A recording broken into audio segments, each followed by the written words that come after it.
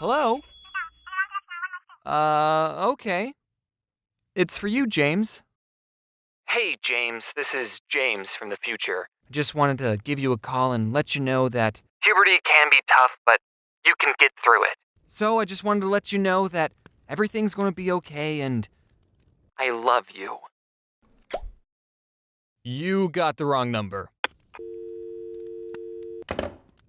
I grew up in a generation where smartphones were a new thing and everyone in my class had one, except for me. My parents never got me one because they didn't want me to access the internet on a device that could fit in my pocket because they were super strict and didn't want me looking at internet stuff, which backfired horribly. So they never gave me a smartphone. In fact, I didn't even get my first cell phone until I was 16 years old. Now, as an adult who uses a cell phone every day, I don't know how I survived for 16 years without one. I think when I was younger, if I was ever in a situation where I needed to call my parents, I would just ask the nearest person if I could borrow their phone. Now, if there's any parents watching this who haven't given their children a cell phone yet, take it from a guy on the internet with no children. You should get them one. It doesn't have to be a smart one, you can just give them your standard drug dealer phone, but you should at least give them a cell phone in case there's an emergency and they need to call you or the police. The only downside I can think of giving your child a phone is they'll end up spending too much time on it, so you should just turn off their service from time to time, I don't know. When I turned 16 and finished up my sophomore year of high school, I got my very first cell phone. An LG Cosmos 2. I didn't grow up in the 90s. Everyone else had iPhones, but I was the only one with a phone that had a keyboard on it. And with that cell phone, I've had a couple of incidences where sometimes a random person would call me thinking I was someone else and then wouldn't admit they're wrong. And that's how you segue into the theme of this month's video. This first story happened when I was working at Subway. That's right, another Subway story. Hashtag Subway4. It wasn't good enough to be in the other three. So, it was 5 minutes until closing, and we get a phone call on the Subway phone. I pick it up and say, Thank you for calling Subway. How may I help you? I was supposed to say, this is James. How may I help you? But I wasn't about to tell this random stranger my name. Idiot. Anyway, the other person on the line said, Hey, what time do you guys close? In 5 minutes. Is it all right if I show up late? I just need gas. And being the good employee that I was totally willing to make this guy sandwich over the phone, let him pick it up after we closed, and then I wouldn't ring him up and just pocket the money. I'm just kidding. I wouldn't do that. That's a crime. Please don't sue me. So I said, Yeah, I can do that. What kind of sandwich do you want? And he said, I just need gas. Oh, don't worry, sir. This sandwich will give you plenty of gas.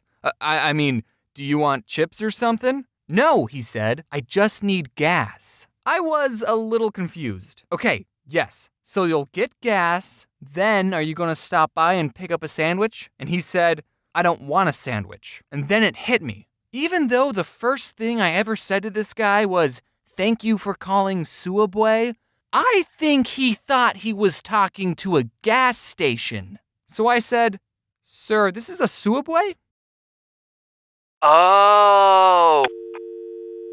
And I never got the chance to tell him that gas pumps don't close. This next story happened when I was at home and I got a call from a number I didn't recognize. Now, I've had friends tell me that they don't answer the phone to any number they don't recognize, but my anxiety won't let me do that. What if it's your bank calling saying your account got hacked? What if it's your grandma? Because why would you have her saved in your phone? Or what if it's your Nigerian uncle who wants to give you his collection of gold bars and needs your information for a wire transfer? You just never know, so I always pick up the phone. So I answered it, and it was this woman asking for a Lawrence. And I said, Oh, I'm not, you have the wrong number. And she goes, Isn't this 416295? That's obviously not a real number, so don't try calling it. And I said, No, this is 416293, because that's my phone number. Again, that's not actually a valid phone number, so please don't call it. And she goes, 3? I don't think I pressed 3. And I don't know what to say to this woman, because my number is 416293. It's really not. But she doesn't think she pushed 3. So I don't know how she's talking to me right now. Unless she did. So I said, well, obviously, You did? And then I made a comic about the whole situation because I thought the internet would think it was funny. This next story happened not too long ago. I got a call from a number I didn't recognize at 9:30 in the morning, and I was lying in my bed, asleep. And most people would agree that you're supposed to be awake and productive at 9:30. And I didn't want whoever this stranger was thinking I'm lazy, so I had to answer the phone with my best "I've been awake for several hours" voice. Hello? You're going to have to come quickly! Timmy fell down the well, Vance! What? I said you're going to have to come quickly because Timmy fell down the well, Vance! I could tell it was a woman on the phone, but it was either her accent or the phone being buggy or I just had woken up, but I could not understand anything she was saying. But I could make out one word, which was Vance. So, I did not have a lot to go off of. I said, I think you have the wrong number. Okay, goodbye. No, you gotta come quickly because Timmy fell down. Well, I should probably get the day started, I thought as I went back to sleep. But then immediately I got a call from the same number, and I thought, okay, maybe if this person is calling again, even after I explicitly told her she had the wrong number, maybe it's not a wrong number after all, maybe there's something else going on, maybe it's an emergency, so maybe, talk to me. Vance! Okay, I can't understand anything you're saying. So then this woman must have handed the phone to her friend because a different voice started talking and I could actually understand her, and I'll never forget what she said, which was, Vance, no one thinks that you're funny. And even though I'm not Vance, that kinda hurt. So I stated the obvious, which was, yes, I am. And also I'm not Vance. And she said, no, Lance. So this whole time, these two have been looking for a Lance. So I told this woman, I'm not Lance either. And she said, well, this is the number they Gave me! okay, if she had said it like, oh, I'm sorry, this is the number they gave me, I didn't mean to call you, stranger.